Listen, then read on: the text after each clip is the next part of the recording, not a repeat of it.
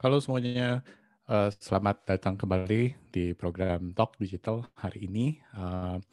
Hari ini kita akan bahas satu isu yang rasanya, bisa relatable ya gitu untuk semuanya gitu. Jadi, kita akan ngobrol-ngobrol sedikit soal yang namanya, penggunaan teknologi, digital marketing untuk mendorong, optimalisasi konversi di website gitu. Kenapa ini relevan buat banyak sekali bisnis?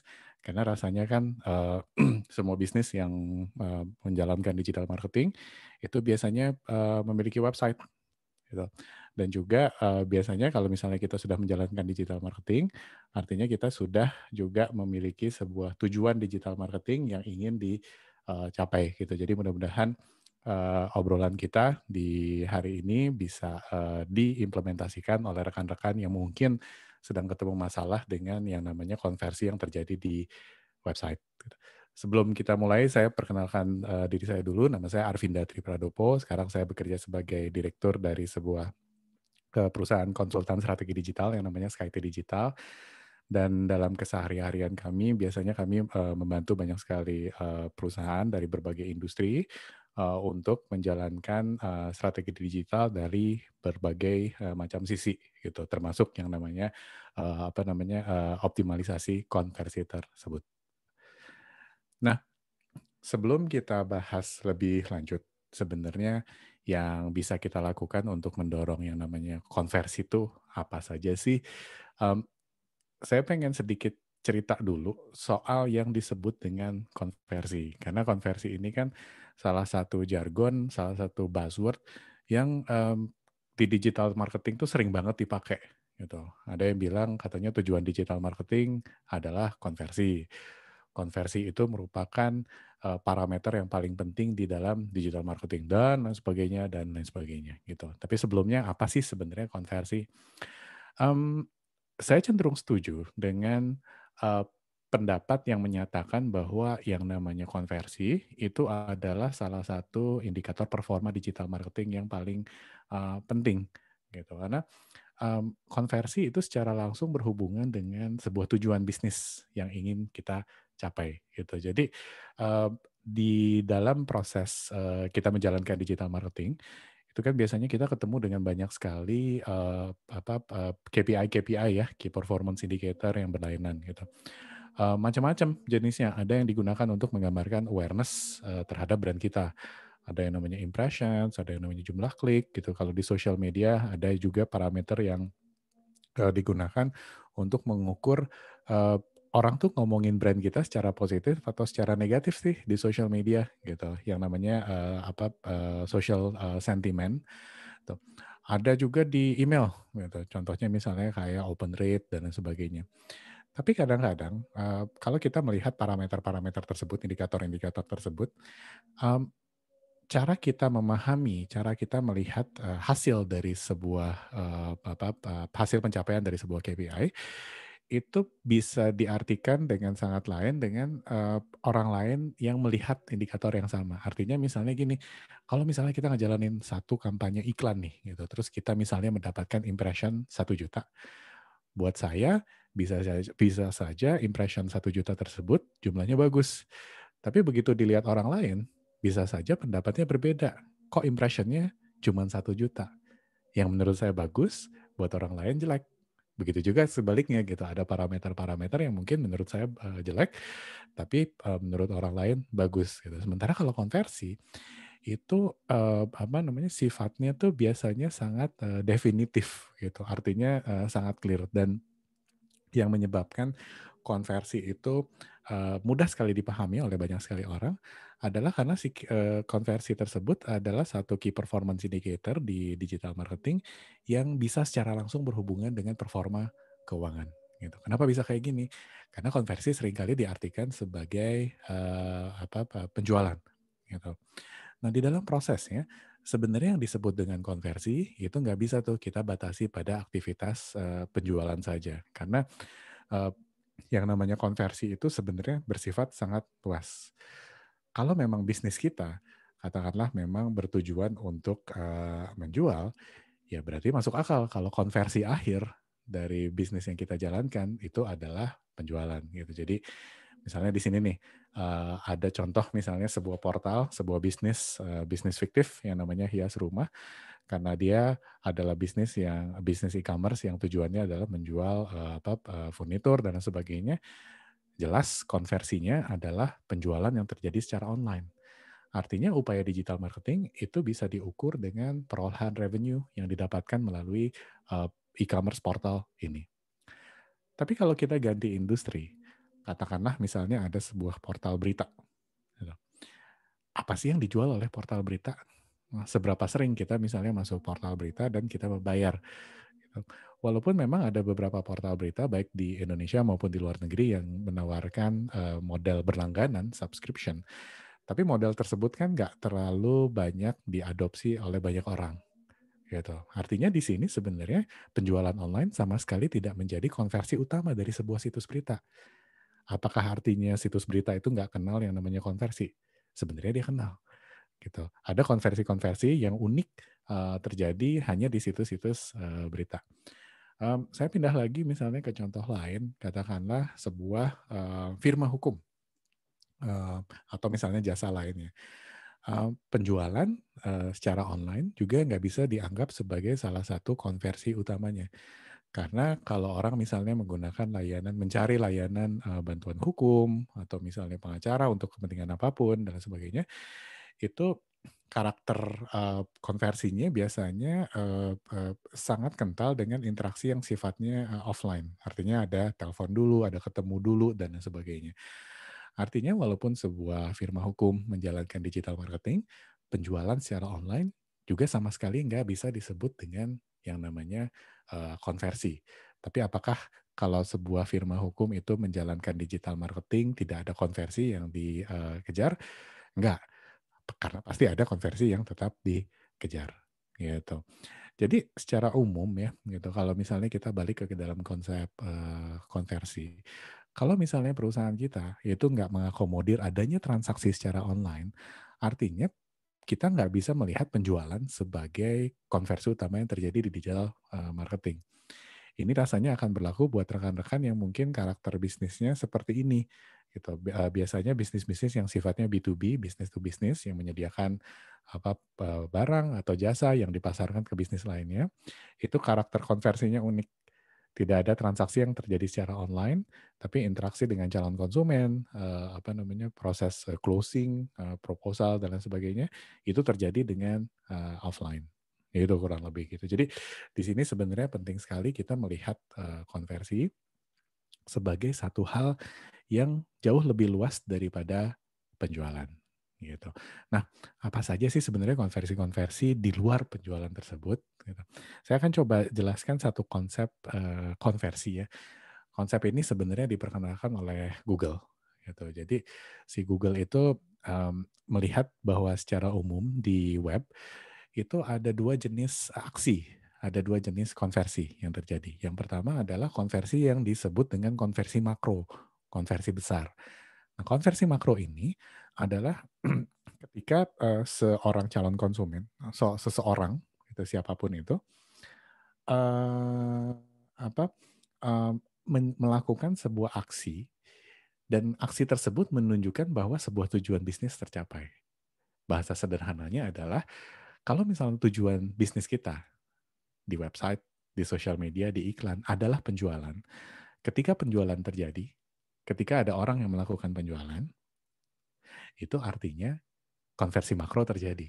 Gitu. Tapi balik lagi, sebelum masuk ke konversi makro itu kan ada proses-proses lain yang harus dilewati oleh seseorang. Gitu. Dan di sini sebenarnya kita ketemu dengan konsep konversi yang sifatnya mikro. Gitu. Konversi mikro itu bisa diartikan sebagai aksi-aksi yang dilakukan oleh calon konsumen ataupun konsumen atau audiens atau siapapun yang menunjukkan bahwa tujuan bisnis sama sekali belum tercapai, tapi makin dekat. Nah, konversi mikro ini sifatnya mengelilingi konversi yang sifatnya makro. Artinya, kalau misalnya kita kembali ke dalam konsep customer journey yang dalam webinar sebelumnya udah pernah dibahas, konversi mikro ini sifatnya akan berjumlah lebih banyak daripada konversi makro. Tapi konversi mikro yang terjadi itu akan mengindikasikan bahwa seseorang itu makin dekat nih gitu ke dalam melakukan yang namanya aksi yang sifatnya makro. Contoh sederhananya misalnya adalah kalau katakanlah ada sebuah website gitu yang misalnya jualan tadi ya jualan furnitur gitu secara online gitu. Ini adalah bisnis e-commerce. Mmm, Bisnis seperti ini tentu memiliki goal bisnis yang sifatnya sangat clear, terjadinya transaksi di website. Nah, pembelian itu dianggap sebagai konversi yang namanya makro. Tapi dari mulai orang datang ke website kita, kemudian orang browsing di website kita, orang misalnya bernavigasi di website kita dan lain sebagainya, itu kan sebenarnya banyak sekali titik-titik konversi, gitu. Sama aja dengan misalnya kalau kita datang ke toko. Apakah kita misalnya masuk ke toko dan langsung melakukan aktivitas pembelian? Enggak kan? Biasanya kita lihat-lihat dulu tokonya. Kalau misalnya kita tertarik dengan barangnya, kita pegang-pegang dulu, misalnya masuk ke toko baju. Gitu. Kalau misalnya kita tertarik melakukan pembelian, kita melakukan fitting. Kalau misalnya setelah fitting ternyata ukurannya nggak cocok, kita tanya, ada nggak ukuran yang sesuai dengan ukuran yang kita cari. Nah, mmm, kita tidak bisa memperlakukan semua orang yang masuk ke toko kita pertama kali sebagai orang yang sudah siap membeli. Itu nggak mungkin. Hal yang sama juga bisa logika tersebut juga bisa digunakan untuk menjelaskan bagaimana karakter konversi yang terjadi di sebuah website. Orang yang datang ke website kita, traffic kalau misalnya dalam bahasa analytics-nya, itu adalah orang yang datang ke toko kita. Secara kuantitas mungkin besar, tapi secara kualitas beda cerita nih. Artinya kita juga nggak bakal happy kan kalau banyak sekali orang yang datang ke toko kita, tapi yang melakukan pembelian itu dikit. Nah, gimana caranya kita bisa tahu kalau orang-orang yang datang ke toko kita itu semakin dekat ke aktivitas pembelian. Gitu. Kita ketemu dengan yang namanya konversi mikro tadi. Kalau di dalam sebuah website, konversi mikro itu banyak banget gitu pilihan-pilihannya. Ini balik lagi adalah rangkaian-rangkaian aksi yang bisa mengindikasikan bahwa orang tuh tertarik gitu sama produk kita. Kalau di dalam sebuah website itu biasanya konversi-konversi mikronya misalnya adalah add to cart gitu. Rasanya kita pernah kan melakukan kunjungan ke sebuah website e-commerce, ke marketplace, kemanapun, terus kita add to cart, kita masukkan barang ke dalam keranjang belanja, tapi habis itu kita nggak bayar. Tapi ketika kita melakukan si add to cart tadi, kita masukkan barang ke dalam keranjang belanja, artinya kita sebenarnya sedikit banyak sudah menunjukkan ketertarikan kita untuk membeli sebuah produk. Yang kedua misalnya adalah pengisian form kontak. Kita sebenarnya pengen beli, tapi kita belum siap beli. Kita butuh informasi-informasi yang sifatnya lebih spesifik. Kita bisa berkunjung ke form kontak form ya, gitu. Terus kita isi tuh dengan pertanyaan-pertanyaan yang memang kita butuhkan untuk mengambil keputusan pembelian akhir. Atau sama levelnya dengan pengisian form kontak, misalnya adalah ngobrol dengan CS. Gitu. Kalau misalnya kita tertarik dengan sebuah produk, tapi kita misalnya pengen tanya karakteristik produknya, garansinya, atau lama pengiriman, bisa negosiasi atau enggak harganya, itu kita bisa chat dengan customer service. Ini rasanya kita semua pernah melakukan hal tersebut kalau kita di marketplace. Barangnya ready nggak? Ini barangnya kapan bisa dikirim dan lain sebagainya. Kemudian yang unik untuk website itu adalah konversi yang namanya download app dan download brosur. Download app itu sama sekali belum dianggap sebagai sebuah konversi makro. Karena hanya dengan mendownload app, itu nggak mengindikasikan kita siap beli. Karena mendownload app itu belum berarti kita membuka akun di sebuah aplikasi tertentu. Tapi kembali download app tersebut bisa mengindikasikan bahwa kita tertarik nih dengan sebuah produk yang ditawarkan oleh si perusahaan tersebut. Gitu. Download brosur juga sama gitu. Untuk banyak sekali bisnis B2B, download brosur itu merupakan indikasi apakah sebuah bisnis itu menarik atau tidak. Gitu. Kami pernah menangani satu project digital marketing bergeraknya di bidang edukasi. Yang menarik adalah konversi makro tidak terjadi. Dia nyelenggarain training dan lain sebagainya. Jadi di websitenya walaupun sudah ada online form, tapi registration form maksudnya, tapi orang itu tidak melakukan registrasi lewat form. Artinya kalau kita mengukur performa digital marketing dengan jumlah orang yang ngisi form registrasi, performanya artinya jelek banget karena orang nggak suka ngisi form. Tapi rupanya yang terjadi adalah jumlah brosur itu punya korelasi langsung dengan jumlah registrasi yang terjadi secara offline. Artinya rupanya orang memanfaatkan website di dalam industri tersebut ya. Orang memanfaatkan website untuk mencari informasi soal sebuah produk, dalam hal ini produk edukasi, training, seminar, dan sebagainya. Orang ngedownload brosurnya, dan orang melihat informasi nomor telepon atau email yang terdapat di brosur tersebut, dan dari sanalah orang melakukan konversi. Gitu kurang lebih. Kemudian yang berikutnya juga adalah langganan newsletter misalnya gitu. Jadi kalau misalnya kita masuk ke sebuah website, terus kita pengen subscribe newsletter, itu juga bisa dianggap sebagai sebuah konversi yang sifatnya mikro. Atau kita misalnya masuk ke sebuah website, terus kita buka akun di website tersebut, itu secara umum bisa dianggap sebagai konversi yang disebut dengan konversi mikro. Jadi kalau ditanya, apakah konversi mikro itu nggak sepenting atau lebih penting atau sama pentingnya dengan makro? Kalau buat saya jawabannya clear, sama pentingnya. Karena konversi mikro itu sebenarnya mengindikasikan ketertarikan orang. Artinya kalau misalnya kita ngerasa bahwa produk yang dijual secara online itu kok penjualannya seret ya. Padahal awareness-nya udah gede, social medianya misalnya udah bagus, followernya banyak, iklannya juga banyak yang klik, trafficnya bagus dan lain sebagainya. Sebenarnya kita bisa beralih ke KPI konversi mikro ini.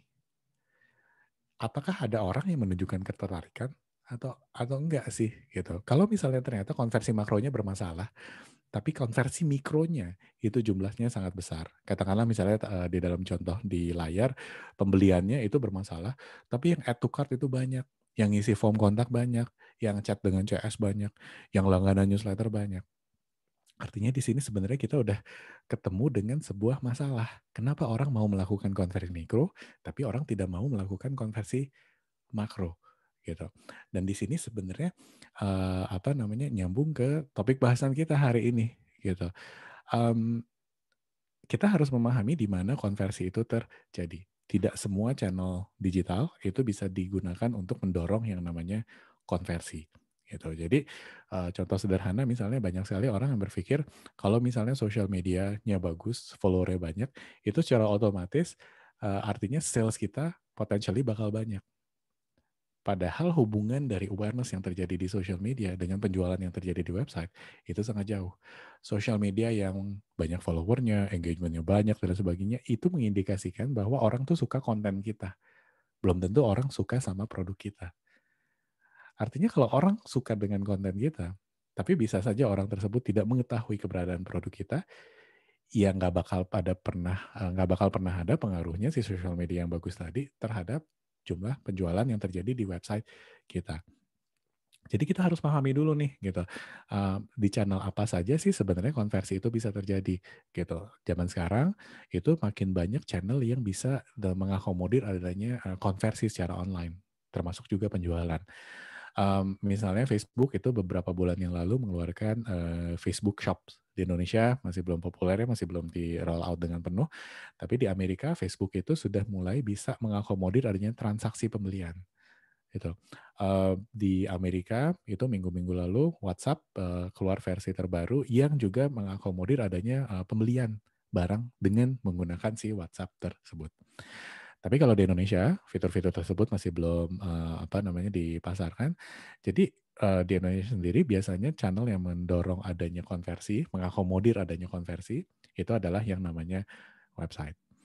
Apakah konversi tadi balik lagi fokus ke penjualan? Ya bisa iya, bisa tidak gitu. Buat situs-situs yang memang orientasinya e-commerce, konversinya tentunya adalah jumlah penjualan. Buat situs-situs B2B, konsultan dan lain sebagainya, yang orientasinya, yang karakteristik konversinya itu adalah konversi yang terjadi secara offline.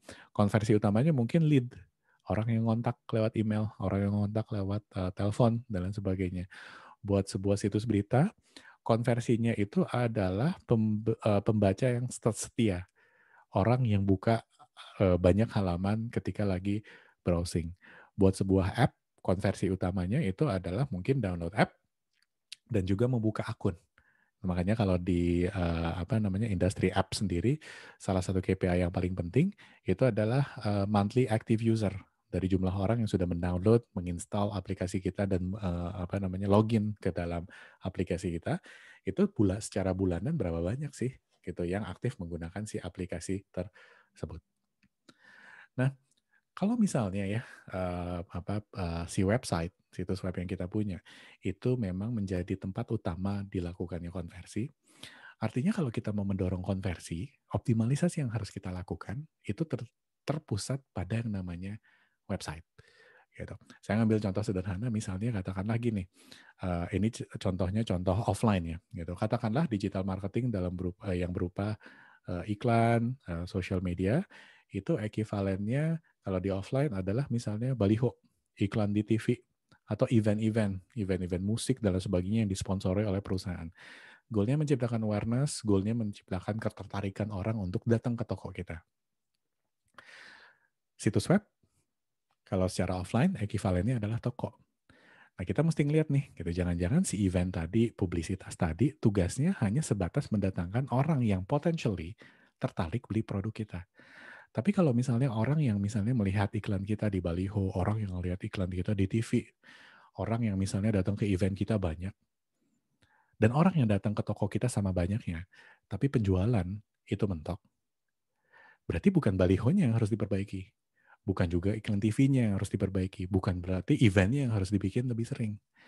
Tapi berarti ada satu hal yang terjadi dengan kurang baik di website kita. Gitu.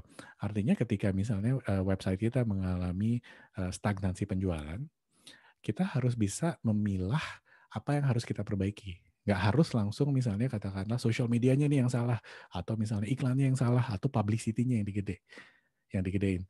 Jangan-jangan si website tadi gitu yang harus dijadikan fokus gitu. Tapi yang sering jadi tantangan adalah ini saya cukup sering temuin di dalam keseharian saya, eksperimentasi, perubahan konten dan lain sebagainya di website itu seringkali menjadi tantangan gitu.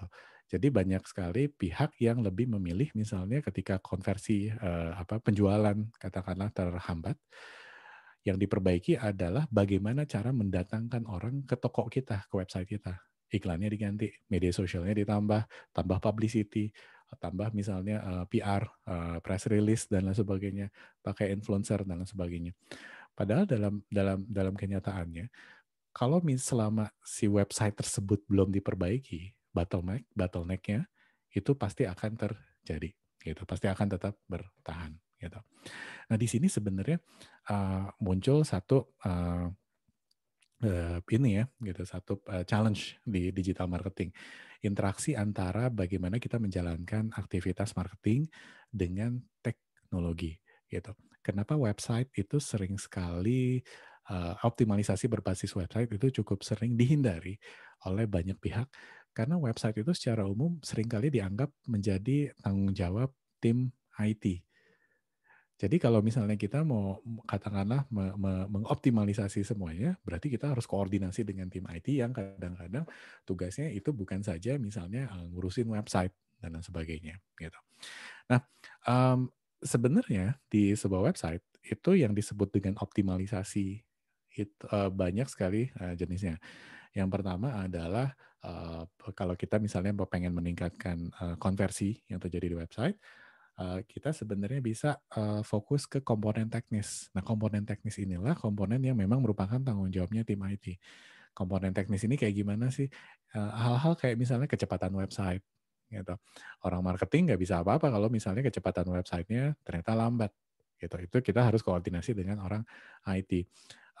Kelancaran website untuk dibuka di sebuah browser.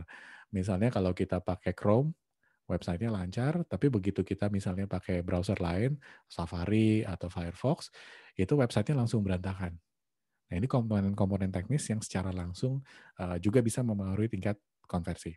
Gitu. Ini sebenarnya komponen teknis ini merupakan hal-hal yang menjadi tanggung jawab developer biasanya. Tapi di luar itu sebenarnya ada komponen lain, gitu. Seperti misalnya komponen visual nih, banner yang dipakai, layout-nya, warnanya, color scheme-nya, gaya navigasinya, dan lain sebagainya. Ini secara umum kadang-kadang dianggap sebagai tugasnya desainer. Gitu. Walaupun sekarang udah beberapa lama ini ada sebuah profesi baru yang namanya UX designer, orang-orang yang memang berorientasi untuk memperbaiki user experience yang berbasiskan visual. Gitu. Nah, yang ketiga komponen yang bisa kita perbaiki adalah komponen kontennya.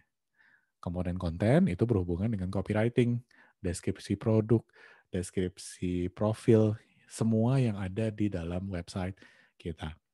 Nah, cuman yang jadi masalah itu kan adalah kita sebagai profesional digital marketing itu kadang-kadang nggak punya akses nih gitu. Kalau mau memperbaiki komponen teknis itu harus koordinasi dengan tim IT. Kalau kita mau memperbaiki komponen visualnya, kita harus berhubungan dengan misalnya tim desainer. Kalau kita mau memperbaiki konten, kadang-kadang kita harus cari writer atau copywriternya. Dan itu secara langsung membuat proses optimalisasi konversi di website jadi terhambat gitu. Nah, ilustrasi sederhana ya gitu yang sering terjadi adalah kayak gini nih. Misalnya ada tim marketing, ada tim development gitu. Tim marketing itu merasa bahwa ini kan ada bottleneck nih di website gitu. Katakanlah banyak orang yang masuk, tapi sebagian besar orang yang masuk itu cuma buka homepage doang, nggak buka halaman lain. Jangan-jangan kita harus ganti nih banner utamanya, tombol-tombol dibikin lebih gede nih dan sebagainya. Tapi secara tradisional kan orang marketing tuh nggak handle website. Request perubahan apapun yang terjadi di website itu kadang-kadang disampaikan ke tim development. Gitu. Tim development cukup banyak yang kooperatif gitu. Tapi biasanya ada tapinya nih gitu. Bisa aja fitur-fitur tersebut diakomodir, tapi butuh waktu yang agak lama. Artinya eksperimentasi yang berusaha dilakukan oleh tim marketing yang notabene biasanya punya implikasi langsung terhadap penjualan atau konversi lainnya dan butuh dilakukan dengan cepat, itu menjadi sangat amat terhambat ketika diserahkan ke pihak lain. Di sini bukan berarti tim developer itu saya menggeneralisir tim IT, tim developer itu ngaco semua, bukan, sama sekali enggak. Tapi di sini kita harus memahami pembagian tugas. Gitu. Artinya yang namanya developer website itu juga harus memperhatikan banyak sekali hal. Nggak bisa tuh dikit-dikit desainnya diganti, nggak bisa tuh dikit-dikit itunya diganti dan lain sebagainya gitu. Nah, di sini sebenarnya kita ketemu dengan sebuah teknologi di bidang digital marketing yang bisa membantu kita mengoptimalkan konversi dengan melakukan eksperimentasi yang terjadi di website gitu. Jadi di sini sebenarnya saat ini ya gitu kalau misalnya kita mau mengoptimalkan apapun yang terjadi di website gitu, tim marketing sebenarnya bisa menggunakan software-software yang sifatnya perantara gitu, yang memungkinkan adanya eksperimentasi yang dilakukan dengan cepat yang sesuai dengan campaign yang sedang kita jalankan tanpa bantuan dari tim developer dengan IT gitu. Dan ini dimungkinkan karena adanya SaaS gitu, software as a service gitu, di mana aplikasi-aplikasi yang relatif baru itu tidak membutuhkan lagi instalasi konfigurasi di server, tapi kita menggunakan yang namanya infrastruktur cloud itu kurang lebih gitu. Nah di sini katakanlah misalnya tadi tim marketing itu punya ide sana sini untuk menjalankan yang namanya eksperimentasi di website tanpa berkonsultasi dengan tim IT, tanpa berkonsultasi dengan tim development dan lain sebagainya. Tim marketing tuh bisa langsung ngelakuin eksperimentasi tersebut. Ini value dari penggunaan teknologi digital marketing untuk mendorong, mengoptimalkan tingkat konversi yang terjadi di website. Gitu. Gimana cara kerjanya, dan lain sebagainya, nanti saya akan jelaskan, gitu. Cuman sebenarnya secara umum ada banyak sekali platform-platform teknologi yang ditawarkan yang memungkinkan kita melakukan optimalisasi konversi di website tanpa adanya kemampuan teknis, gitu. Di sini rekan-rekan bisa lihat, di sini saya tampilkan hanya sangat sedikit dari sangat banyak opsi-opsi yang ada di luar sana. Ada platform-platform kayak misalnya Addis yang memungkinkan kita misalnya memasang pop-up gitu di website. Ada platform-platform kayak misalnya namanya A/B Tasty yang goal-nya itu adalah melakukan A/B testing. Apa itu A/B testing? Nanti saya jelasin gitu. Ada juga misalnya platform kayak HubSpot, Salesforce, atau Adobe gitu yang mengintegrasikan optimalisasi yang terjadi di website dengan seluruh manajemen channel yang kita lakukan. Jadi bagaimana si email, iklan, sosial media itu bisa menghasilkan traffic yang bagus untuk sebuah website, itu bisa diintegrasikan dengan dalam satu platform suite gitu. Contoh-contoh platform suite itu adalah HubSpot, Salesforce, Adobe. Kalau rekan-rekan tertarik lebih banyak mempelajari soal pendekatan suite atau penggunaan aplikasi secara terpisah, itu bisa cek di webinar Talk Digital sebelumnya. Balik lagi nih, kalau misalnya ketika kita lagi ngomongin yang namanya optimalisasi konversi, gitu. Gimana ya caranya supaya tingkat konversi itu bisa meningkat? Biasanya kan ide-idenya baik secara visual maupun secara konten itu macam-macam. Tiap orang itu bakal punya opini sendiri-sendiri dan itu terjadi dimanapun gitu. Jadi contohnya misalnya gini, ada orang yang bilang website tuh kayaknya bagusnya warnanya colorful biar nggak membosankan. Ada juga yang bilang tombol tuh ukurannya harus gede. Kalau kecil gimana caranya orang mau klik? Ada orang yang bilang kalau misalnya produknya produk high end, jangan-jangan websitenya harus pakai warna emas. Gitu. Atau ada yang bilang kalau bikin banner atau header image itu gambarnya harus pakai muka orang biar relatable, biar kita bisa nangkep emosi yang dirasakan oleh foto tersebut, yang berusaha disampaikan oleh foto tersebut. Ada juga yang bilang bahwa kalau menurut aku sih website desktop itu udah nggak relevan karena semua orang itu sekarang akses website lewat smartphone. Nah ini kan merupakan opini-opini yang kita sendiri tidak tahu apakah opini tersebut betul atau salah. Dan di sini sebenarnya tugas kita sebagai tim marketing untuk melakukan eksperimentasi terhadap opini-opini yang menurut kita masuk akal untuk dicoba. Kalau opini-opini tadi, dari misalnya penggunaan warna yang colorful, penggunaan tombol dengan ukuran yang berlainan, penggunaan banner, misalnya yang satu gambar produk, yang satu gambar orang, itu kembali mengandalkan tim development, pasti akan ada jeda. Balik lagi, karena tugas mereka bukan mengoptimalkan website. Tugas kita lah sebagai praktisi digital marketing sebenarnya mengoptimalkan si website. Jadi dengan menggunakan software-software yang tadi saya sudah ceritakan, dari mulai Addis, A/B Tasty, dan lain sebagainya, itu dengan sangat mudah kita bisa melakukan eksperimentasi. Kita bisa mengubah komponen-komponen misalnya kayak yang ada di layar, kita bisa mengubah gambar, kita bisa mengubah teks, kita bisa mengubah tombol tanpa perlunya interaksi dengan developer. Bagaimana ini dilakukan? Ini istilahnya layering. Jadi kalau misalnya kita mau pakai software-software kayak gini, kita cukup menginstal satu script doang biasanya di website kita. Terus nanti si aplikasi tersebut itu akan identifikasi gitu area-area yang bisa kita ganti. Atau kita yang mengidentifikasi area-area yang bisa diganti. Dan nanti kita tentuin tombolnya ini pengen kita eksperimentasikan jadi warna ini.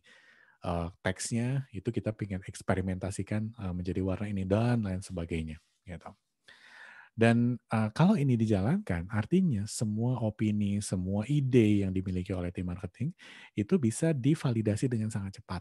Gitu. Bayangkan kalau misalnya contoh yang tadi saya cerita, kita minta tolong ke tim developer sederhana misalnya ganti tombol, tapi mungkin dia butuh waktu 2-3 minggu. Sementara kalau kita ngejalanin sendiri eksperimentasinya, jangan-jangan dalam hitungan hari, 2-3 hari itu eksperimennya semuanya udah jalan. Gitu. Nah, apa saja sih sebenarnya yang bisa dioptimalisasi di website? Ini ada beberapa pendekatannya yang biasa digunakan kalau di dalam optimalisasi konversi di website. Yang pertama adalah pendekatan optimalisasi yang dikenal dengan A/B testing. A/B, ada A dan B. Jadi secara umum dalam pendekatan ini kita melakukan pengetesan terhadap 2 varian dari sebuah halaman situs.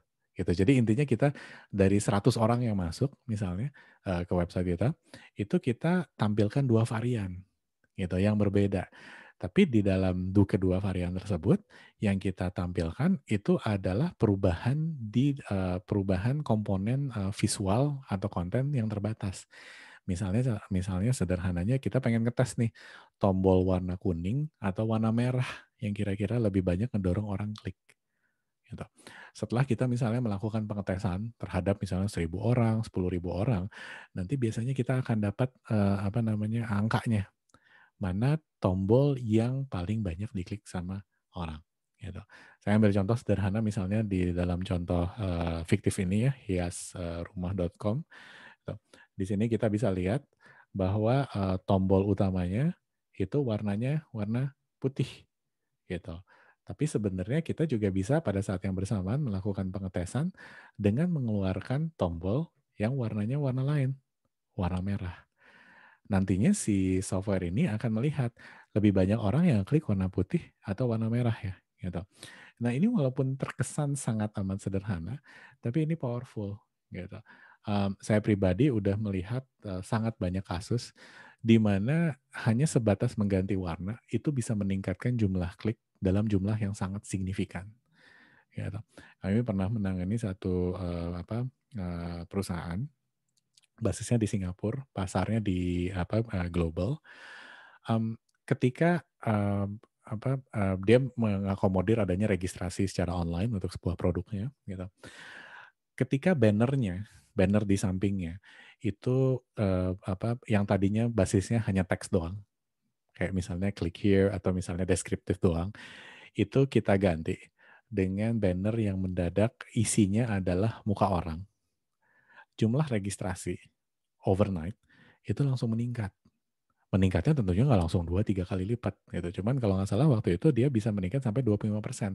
Dan peningkatan tersebut jadinya konsisten terus-terusan gitu. Dan di sini di A/B testing kelemahannya adalah kita akan sangat variabel yang bisa kita tes itu biasanya sangat terbatas gitu. Jadi kalau misalnya kita bisa saja ngetes yang tadi ya gitu katakanlah misalnya warna tombol atau kita bisa aja ngetes misalnya ini gitu gambarnya header yang dipakai.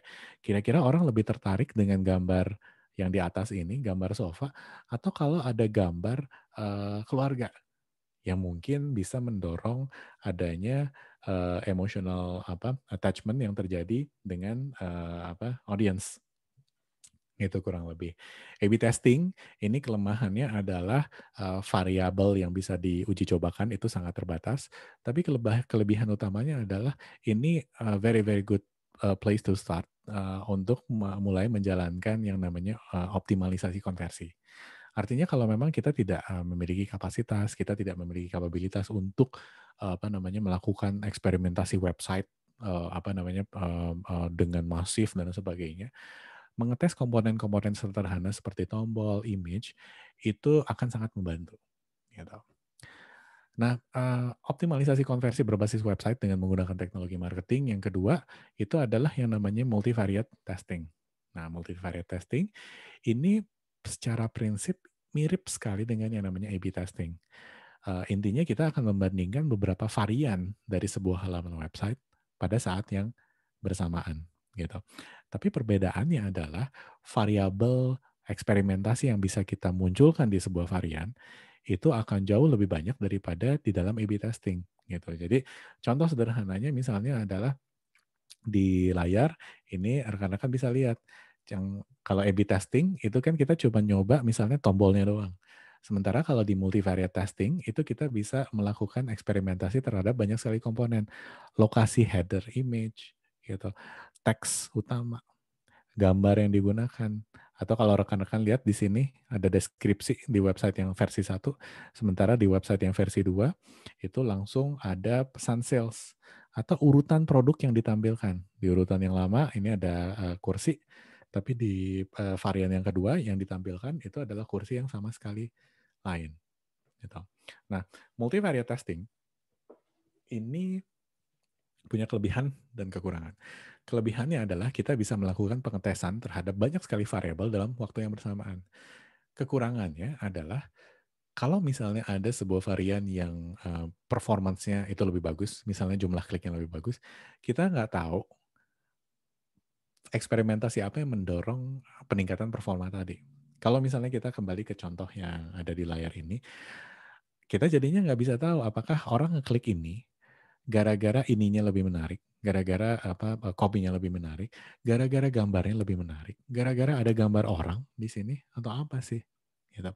Tapi balik lagi, biasanya si multivariate testing ini akan cocok digunakan kalau kita ingin melakukan pengetesan soal pendekatan interface, overhaul interface, gitu, perubahan interface yang secara cukup signifikan ingin kita lakukan. Jadi multivariate testing, kalau misalnya tadi A/B testing, itu ibaratnya adalah perubahan yang sifatnya dikit, continuous improvement lah kalau di bisnis. Sementara kalau multivariate testing, ini kita ceritanya lagi looking forward to overhaul the whole interface gitu. Jadi kita bisa eksperimentasi banyak sekali hal pada waktu yang bersamaan. Yang berikutnya adalah survei. Nah, survei ini banyak sebenarnya dipakai tanpa kita sadari. Kalau di Indonesia yang banyak pakai survei itu adalah tipe-tipe kayak e-commerce gitu, marketplace sorry. Tapi e-commerce masih dikit yang pakai survei. Survei itu sebenarnya secara sederhana bukan mendorong tingkat konversi secara langsung. Artinya kalau tadi kan eksperimen dengan A/B, multivariate itu bisa secara langsung meningkatkan tingkat konversi. Kalau survei enggak. Tapi dengan survei, intinya kita bisa mendapatkan feedback. Kita bisa nanya ke orang-orang yang entah kenapa memutuskan untuk tidak meneruskan proses tertentu. Misalnya mereka meneruskan untuk tutup window nih, tutup tab-nya, close. Atau misalnya mereka udah melakukan add to cart, tapi mereka close. Gimana cara survei itu dilakukan? Sederhananya adalah saya yakin rekan-rekan pasti pernah lihat ya. Katakanlah kita lagi browsing di hias rumah ini, terus kita close window-nya, terus mendadak sebelum close window, itu ada pop-up. Dan di sini ditanyain nih, sebelum Anda keluar, kami butuh feedback nih dari Anda. Apa sih sebenarnya yang bisa kita perbaiki di situs web ini? Apakah harga produk? Apakah variasinya? Apakah informasi yang menjelaskan sebuah produk? Atau apanya sih? Gitu. Di sini tentunya goal kita, orang mengisi atau tidak mengisi hal tersebut, informasi ini, nggak akan secara langsung berpengaruh terhadap tingkat konversi. Tapi kalau misalnya kebetulan ada orang yang ingin memberi kita tahukan apa yang terjadi dan lain sebagainya, kita bisa dapat feedback yang sifatnya sangat berharga untuk jadi bahan perbaikan gitu di website kita. Nah, ini bayangkan kalau misalnya dilakukan secara manual, ini nggak mungkin dilakukan. Di sini kita butuhnya teknologi marketing. Kita di sini biasanya setup yang namanya trigger. Jadi ketika misalnya orang close website, si software itu otomatis akan menjalankan satu fungsi. Kalau misalnya orang close tab gitu, bakal muncul nih si survei tersebut. Survei tersebut itu bisa beragam jenisnya. Katakanlah misalnya kalau orang udah add to cart, udah masuk ke checkout, tapi dia memutuskan close tab. Survei yang muncul bisa saja bukan sebelum Anda keluar. Bukan bukan misalnya feedback informasi apa yang bisa kami perbaiki. Tapi pertanyaan bisa lebih spesifik. Kenapa Anda tidak menyelesaikan pembayaran? Apakah harganya yang mahal? Apakah metode pembayaran yang nggak cocok? Ketika misalnya orang masuk ke halaman registrasi, sign up, terus dia close tab, yang muncul adalah survei bukan soal kenapa tidak melakukan pembayaran atau kenapa close tab, tapi kenapa Anda tidak meneruskan proses registrasi. Apakah informasi yang diminta oleh website ini terlalu banyak? Apakah Anda khawatir soal masalah privacy? Apakah Anda merasa website ini tidak bisa memenuhi apapun yang Anda cari dan sebagainya? Ini bisa membantu kita untuk memahami apa proses selanjutnya yang bisa kita lakukan. Gitu. Yang berikutnya ada pendekatan yang disebut dengan overlays. Overlays ini adalah sesuai dengan namanya overlay ya. Gitu. Jadi ada sebuah layer yang muncul mendadak di depan sebuah situs dan layer ini biasanya sifatnya beda dengan survei yang bertanya. Layer ini biasanya bertugas untuk menginformasikan suatu hal kepada audiens si website gitu. Jadi misalnya nih kita lagi masuk ke si hias rumah ini, terus kita lagi browsing, udah browsing 2 menit tapi kita belum melakukan pembelian. Saya yakin rekan-rekan pasti pernah ada yang nemuin kondisi kayak gini, habis 2 menit kita browsing, mendadak ada pop-up yang muncul. Tahu nggak sih? Gitu, kata si pop-up itu. Kalau misalnya kamu nih langganan newsletter kita, gitu, kamu bakal dapat voucher 100.000 gitu. Mendadak di sini konversi bisa didorong gitu. Kenapa bisa didorong? Soalnya orang yang udah browsing 2 menit, itu artinya kan lagi browsing serius, dia lagi mencari sebuah informasi tertentu. Tapi ada alasan yang membuat dia mungkin belum nyaman melakukan misalnya pembelian. Kalau orang belum nyaman melakukan pembelian, ya jangan dipaksa melakukan pembelian. Tapi jangan sampai orang tersebut itu kabur nih dari radar kita. Nah, gimana caranya supaya orang tersebut masih bisa dihubungi sama kita? Bukan dengan maksa beli, bukan dengan maksa misalnya daftar jadi user, tapi bisa sesederhana, yuk kamu kalau misalnya nggak mau beli nggak apa-apa, tapi kalau kamu masukin alamat email kamu, kamu bakal dapat voucher untuk pembelian pertama. Vouchernya bisa aja dipakainya tahun depan, bisa aja dipakainya misalnya mau bulan depan, mau minggu depan, mau tahun depan dan sebagainya. Tapi di sini jadinya biasanya dari pengalaman saya, orang tuh akan sedikit memiliki kenyamanan yang lebih tinggi untuk meninggalkan informasi tentang dirinya gitu. Atau misalnya kalau misalnya ada orang nih ya gitu di akhir tahun, ya sekarang udah November ya gitu, bulan depan udah Desember, akhir tahun biasanya di Desember itu kan banyak diskon. Kalau misalnya katakanlah orang udah berkali-kali, datang gitu, bolak-balik bolak-balik bolak-balik, overlay itu kadang-kadang muncul dan menginformasikan, katakanlah ada, program lainnya gitu, program diskon. Dapatkan misalnya lemari minimalis gitu dengan harga misalnya 999, kalau misalnya kita download aplikasi hias rumah, si bisnis fiktif ini. Overlay itu sangat efektif, eee, kalau kita, munculkan si overlay tersebut ke orang yang lagi serius baca, kasarnya. Jadi kalau misalnya orang yang baru masuk ke website, baru 20 detik masuk, itu overlay-nya muncul, itu kemungkinan besar orang bakal meninggalkan si website tersebut. Tapi ketika orang lagi misalnya katakanlah terindikasi lagi baca, dia udah buka misalnya 5 halaman, 6 halaman, terus udah ngabisin waktu 2 menit, 3 menit, serius gitu bacanya, terus mendadak ada trigger yang memunculkan si overlay tadi, bisa jadi ini membantu dia untuk mengambil keputusan, gitu. Pendekatan yang lain yang dikenal juga adalah personalization. Personalization itu biasanya menggunakan ini gitu, lokasi kita atau perangkat yang kita pakai, waktu, hari atau jam, tempat kita membuka sebuah website gitu. Jadi di sini website itu akan terkesan lebih personal, memahami siapa kita dan lain sebagainya. Personalization kalau di email itu adalah ketika kita menerima email di mana sapaannya bukan selamat pagi Bapak atau selamat pagi Ibu, tapi yang disebut adalah nama kita. Selamat pagi Bapak X, selamat pagi Ibu Y dan lain sebagainya. Gitu. Personalization kalau di dalam website itu banyak sekali penerapannya gitu. Contohnya misalnya kalau yang saya siapkan di contoh ini adalah kalau misalnya ada orang yang buka hias rumah ini dari Bogor, si hias rumah ini otomatis akan ngasih tahu, "Hey orang Bogor, kamu tahu nggak kita nyediain layanan pengiriman gratis loh gitu ke Bogor," gitu. Mungkin relevan, mungkin tidak. Mungkin sebenarnya dia nyediain pengiriman gratis ke seluruh Indonesia. Tapi dengan kita menampilkan informasi yang spesifik, yang relatable dengan seorang user, yang namanya relatable ya pasti otomatis membuat kita merasa sedikit banyak lebih dekat gitu dengan si brand tersebut gitu. Pada saat yang bersamaan, kalau misalnya orang katakanlah datangnya dari Bandung, yang akan terbuka adalah, "Hey orang Bandung, tahu nggak sih gitu kita nyediain free shipping loh ke Bandung." Dan di sini penggunaan personalisasi itu bisa luar biasa banyak.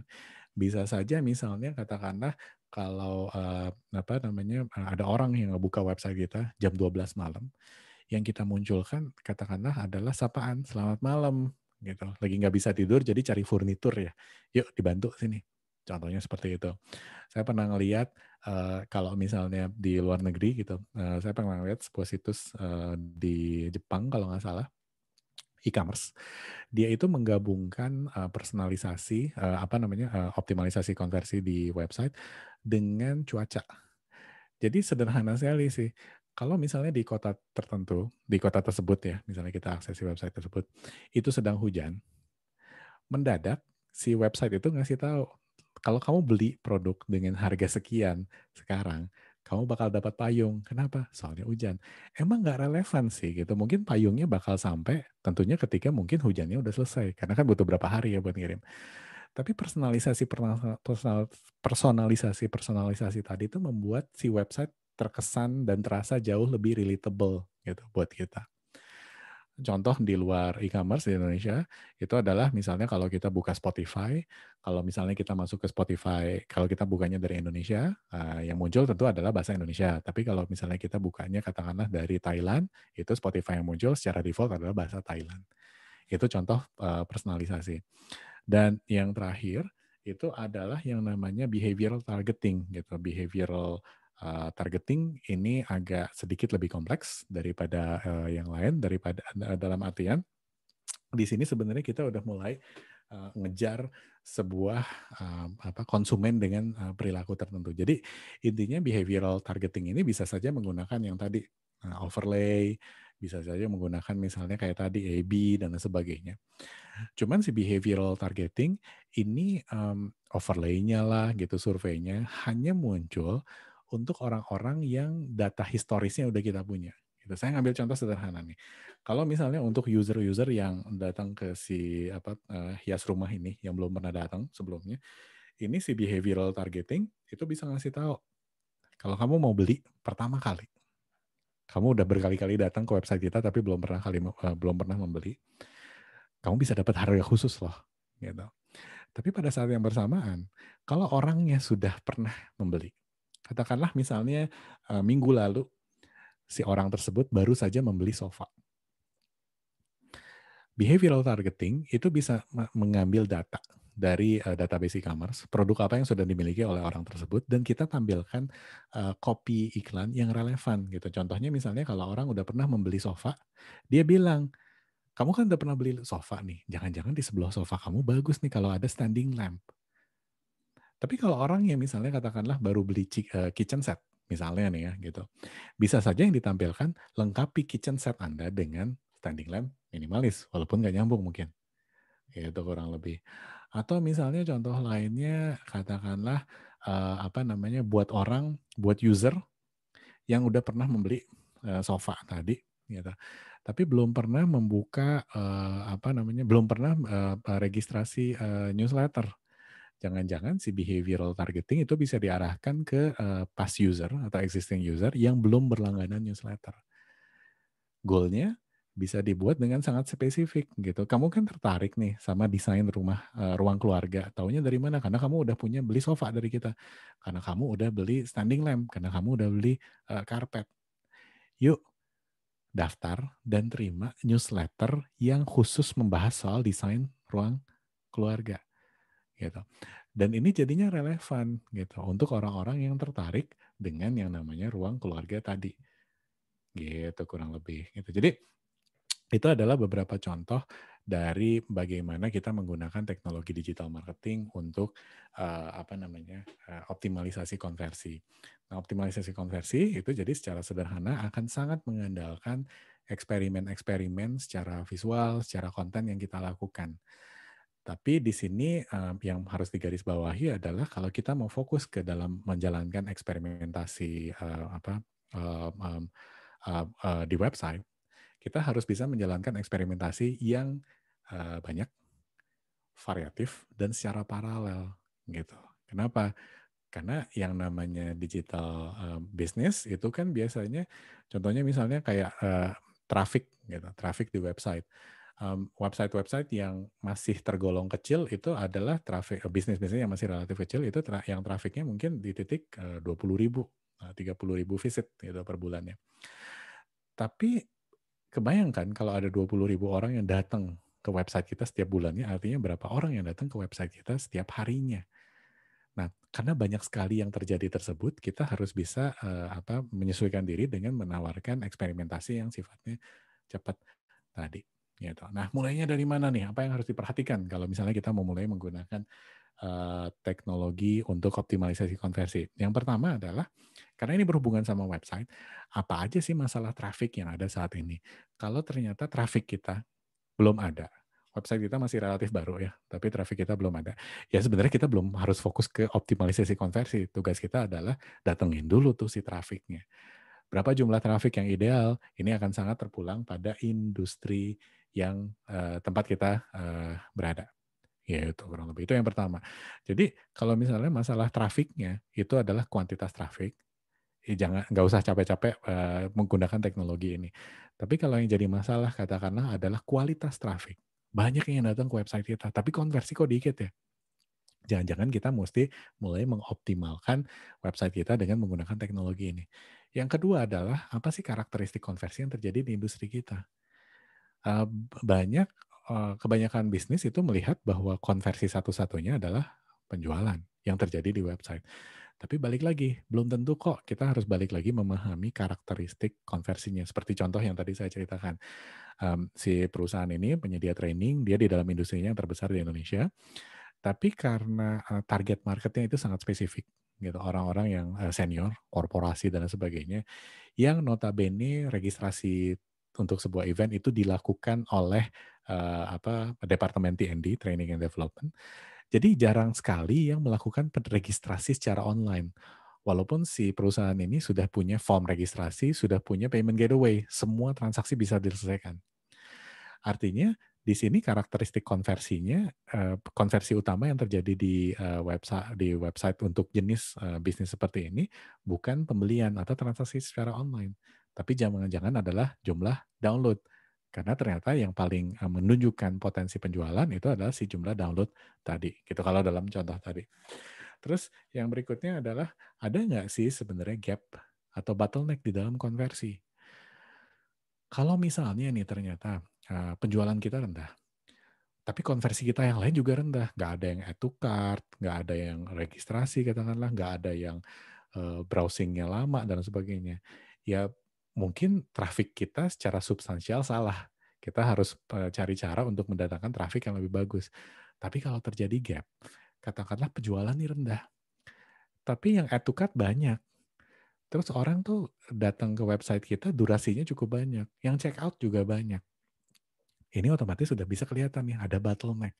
Gimana kita ngisi si gap tersebut, gimana kita, menghilangkan sumbatan di bottleneck tersebut, ya tadi dengan eksperimentasi. Kenapa orang mau add to cart, tapi orang tidak mau melakukan misalnya pembayaran, gitu.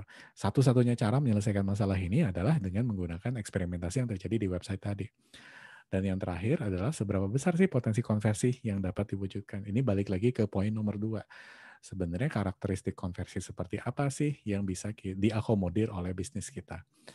Kalau potensi konversinya besar, gitu, katakanlah misalnya walaupun penjualan rendah, tapi yang add to cart, yang check out, yang sign up dan sebagainya, yang download, yang instalasi app itu luar biasa banyak. Sebenarnya masuk akal tuh kita investasi ke software-software kayak gini, karena software-software kayak gini mahal harganya. Ada sih yang murah, ada yang harganya mulai $10 ya, cuman fungsinya sangat terbatas. Software-software yang bagus itu rata-rata harganya, kalau dirupiahkan itu paling nggak 7,5 juta gitu. Bahkan ada kayak misalnya Adobe dan sebagainya, yang sekali instalasi itu bisa sampai, di atas $100.000. Dan itu dipakai oleh marketplace-marketplace, besar yang ada di, Indonesia. Tapi kalau di titik ini sebenarnya potensi konversi kita masih terbatas, jangan-jangan kita nggak harus menggunakan teknologi untuk optimalisasi konversi tersebut. Itu kurang lebih gitu. Jadi sebagai kesimpulannya, yang pertama adalah semua perusahaan yang menjalankan digital marketing itu sebenarnya harus bisa memahami karakteristik konversi yang terjadi, yang bisa dicapai secara digital. Tapi pada saat yang bersamaan kita harus sadar bahwa nggak semua channel digital nih bisa mengakomodir adanya konversi. Jadi peningkatan konversi itu harus dilakukan di tempat konversi itu terjadi. Nggak masuk akal kalau misalnya konversinya di email, yang kita perbaiki adalah iklannya. Atau kalau konversi terjadinya misalnya di website, yang kita optimalisasi terus-terusan adalah media sosial. Mungkin ada pengaruhnya sih, tapi pasti pengaruhnya sifatnya tidak direct dan tidak akan menyelesaikan masalah apapun yang kita hadapi, gitu. Nah, di Indonesia, channel yang paling banyak dipakai untuk, mengakomodir konversi apapun itu adalah website, gitu. Dan di sini pentingnya kita bisa melakukan eksperimentasi terhadap visual, terhadap konten yang ditampilkan di website dengan cepat, beragam, dan paralel. Dan ini, paling, penting adalah kita sebagai praktisi digital marketingnya bisa menjalankan eksperimentasi ini sendiri, tanpa harus bergantung pada tim IT dan sebagainya. Terus tiap perusahaan itu bakal punya kondisi unik gitu. Jadi tiap perusahaan itu bisa memilih platform teknologi yang kira-kira sesuai. Dan yang terakhir adalah banyak sekali pendekatan-pendekatan optimalisasi yang bisa kita jalankan dengan menggunakan teknologi tadi, dari mulai A/B testing, personalisasi, overlay, behavioral targeting, dan lain sebagainya. Itu kurang lebih bahan yang bisa saya share hari ini.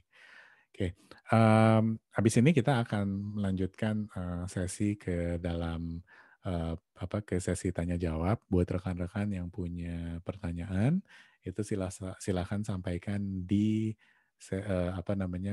kolom questions gitu.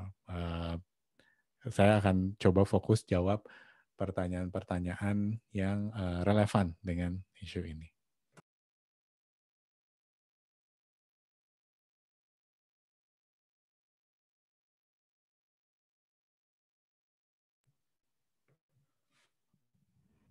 Oke, jadi kita sekarang masuk ke sesi Q&A ya, gitu. Sudah ada beberapa pertanyaan, saya coba baca satu-satu. Ini saya akan tampilkan di layar ya, jadi bisa kelihatan. Yang pertama adalah, ada nggak sih tool serupa yang ada yang serupa dengan Google Analytics? Jika ada, apa saja dan apa kurang lebihnya?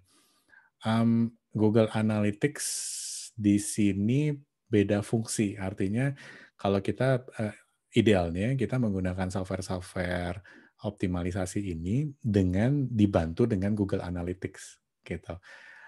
Jadi di sini sebenarnya bukan software ini akan menggantikan software analytics seperti Google Analytics, tapi sebenarnya bisa menjadi komplement yang lebih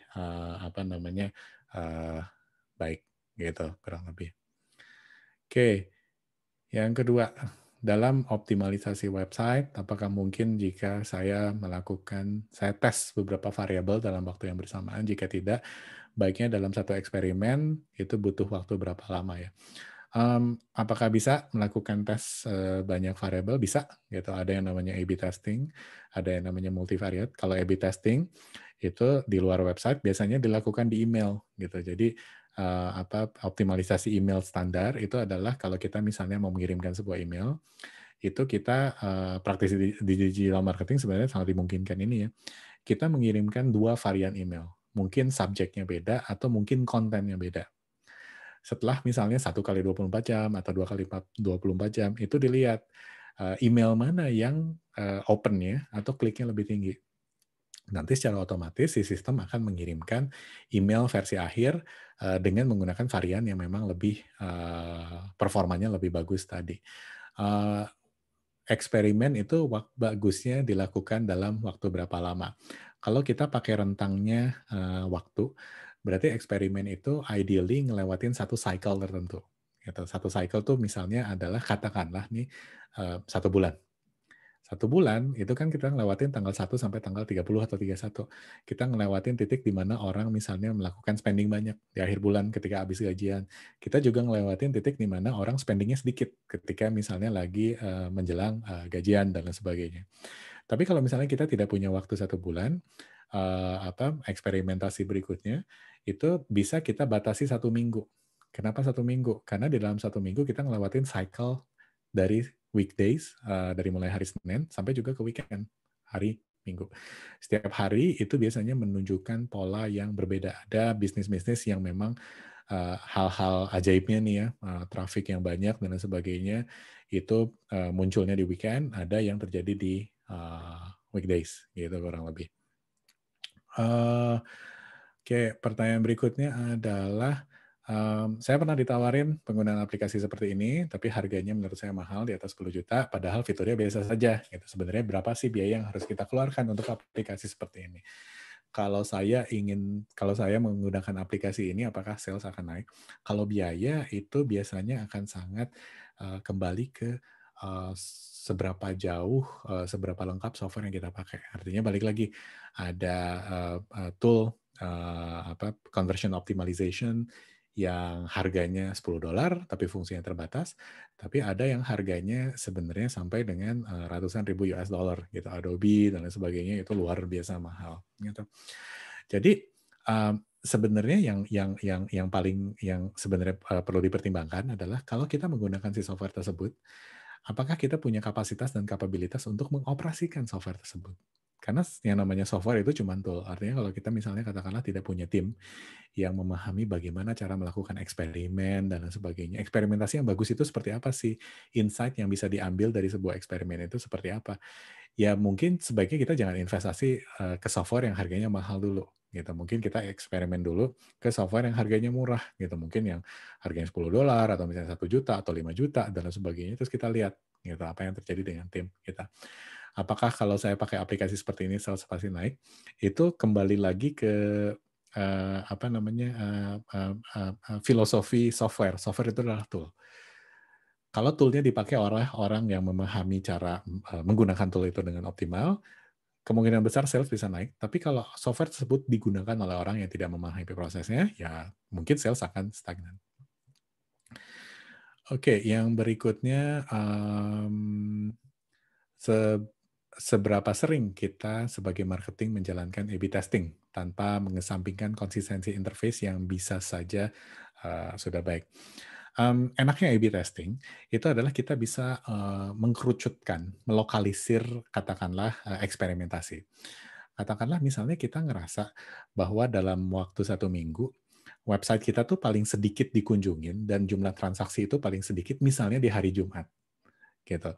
Jadi bisa saja kalau misalnya kita merasa bahwa konversi sudah baik, bisa saja kita melakukan eksperimentasi di titik di hari di waktu di mana konversi lagi jelek gitu.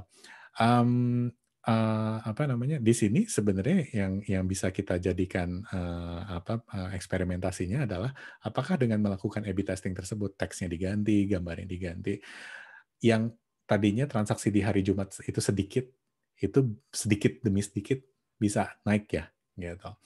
Kalau ditanya misalnya, seberapa sering, kalau menurut saya sih sebenarnya ideally secara continuous kita harus selalu menjalankan A/B testing tadi, gitu. Artinya kalau misalnya hari ini tombol merah yang paling powerful mendorong klik, bisa saja bulan depan itu tombol biru yang paling banyak mendorong klik. Tapi entah kenapa di bulan berikutnya bisa saja kembali tombol merah yang kembali banyak mendorong klik gitu. Jadi ini merupakan satu proses yang idealnya bisa dilakukan secara berkesinambungan, gitu kurang lebih. Gitu. Pertanyaan berikutnya adalah, oke, idealnya berapa lama kita mengumpulkan data agar bisa melakukan A/B testing dengan optimasi. Ini balik lagi ya, yang tadi idealnya ada 1 cycle. Cycle-nya intinya kita yang tentuin gitu. Kalau misalnya waktu kita terbatas, ya setidaknya cycle-nya itu adalah 1 minggu dari hari Senin sampai hari Minggu gitu. Jadi kita lengkapin tuh perilaku orang di weekday sampai di weekend. Cycle-nya bisa saja bulanan gitu. Kalau kita punya waktu lebih gede, cycle-nya adalah sebuah durasi. Katakanlah misalnya yang seringkali menjadi cycle utama itu adalah kayak misalnya akhir tahun. Di akhir November sampai Desember itu kan biasanya aktivitas pembelian itu meningkat. Jadi sebenarnya pengumpulan data itu akan kembali lagi tergantung pada bagaimana kita memahami cycle tersebut gitu. Ini kalau menurut saya waktu paling sedikit di mana kita dapat melakukan pengumpulan data tersebut adalah 1 minggu gitu. Kalau misalnya 1 hari, 2 hari itu kita melakukan A/B testing, kalau di website ya hasilnya bisa saja misleading, walaupun bisa saja sudah ada hasil, itu kurang lebih. Oke, yang berikutnya adalah bisnis saya e-commerce gitu, tapi yang sering terjadi adalah banyak orang yang memasukkan barang ke keranjang belanja, tapi nggak menyelesaikan pembayaran. Apakah kasus seperti ini bisa dibantu dengan platform yang di-share tersebut? Bisa, bisa sekali gitu. Jadi contoh sederhana kalau misalnya orang kalau dalam proses e-commerce itu kan kita biasanya add to cart dulu. gitu, masukin ke keranjang belanja, terus kita biasanya masuk ke halaman konfirmasi, gitu. Bener nggak produknya produk A, kuantitinya sekian, produk B, kuantitinya sekian, dan kalau misalnya sudah oke, kita check out, gitu. Setelah check out, bolanya ada di kita, di pembayaran. Nah, kalau misalnya katakanlah orang melakukan add to cart, masukin barang ke keranjang belanja, tapi tidak ke proses selanjutnya, dia close window. Bisa saja kita misalnya memunculkan yang namanya exit survey. Kamu kan udah add to cart, kenapa kamu nggak nyelesain masalah belanja itu dan lain sebagainya. Contohnya kurang lebih seperti itu. Yang berikutnya, perusahaan saya itu mirip dengan kasus yang ditampilkan. Kalau butuh update apa-apa harus ke tim IT. Tapi setiap kali mengusulkan budget untuk menggunakan aplikasi seperti ini ditolak karena udah ada tim IT. Bagaimana meyakinkan pihak manajemen untuk berubah pikiran? Nah, ini pertanyaan yang tricky. Tapi intinya, ini kondisi yang lazim ya, gitu. Di mayoritas industri yang kami tangani juga challenge-nya kurang lebih sama gitu, keengganan perusahaan untuk investasi ke software-software kayak gini karena sudah ada yang namanya tim IT. Tapi yang bisa kita lakukan sebenarnya adalah kalau misalnya memang ini dirasa sebagai satu solusi yang powerful, kita bisa coba dengan software-software yang sederhana dulu, ya misalnya murah dulu gitu, dan lihat apa yang terjadi. Kalau misalnya spending di sini kan sebenarnya spending-nya bisa kecil dulu ya, gitu. Balik lagi tadi $10 gitu, atau misalnya kalau misalnya budget kita agak lebih gede, kita alokasikan 1 juta dulu dan lain sebagainya.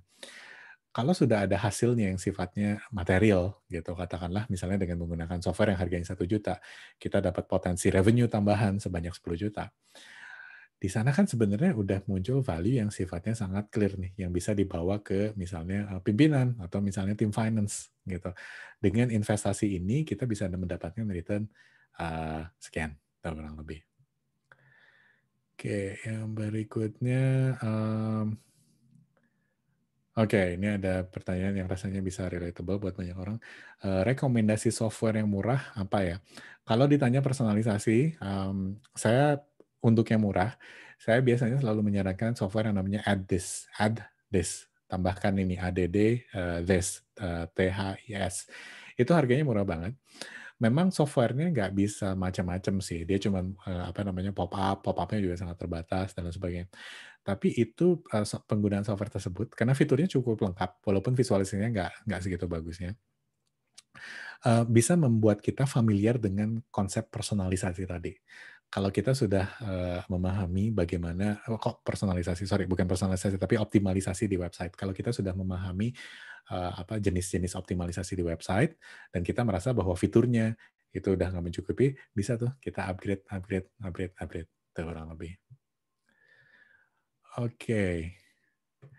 Ada pertanyaan berikutnya, apakah heatmap tracking dapat memberikan insight positif mengenai user behavior untuk optimalisasi website? Bagaimana cara software heatmap tracking itu mengolah datanya dan apakah itu bisa dipercaya? Tadi kita nggak bahas heatmap tracking ya, cuman heatmap tracking itu uh, uh, uh, secara umum uh, dianggap jadi bagian dari software yang basisnya analytics gitu. Jadi heatmap tracking itu bukan memunculkan satu informasi tambahan ke user, tapi heatmap tracking itu justru bisa menjadi input buat kita untuk mengambil keputusan.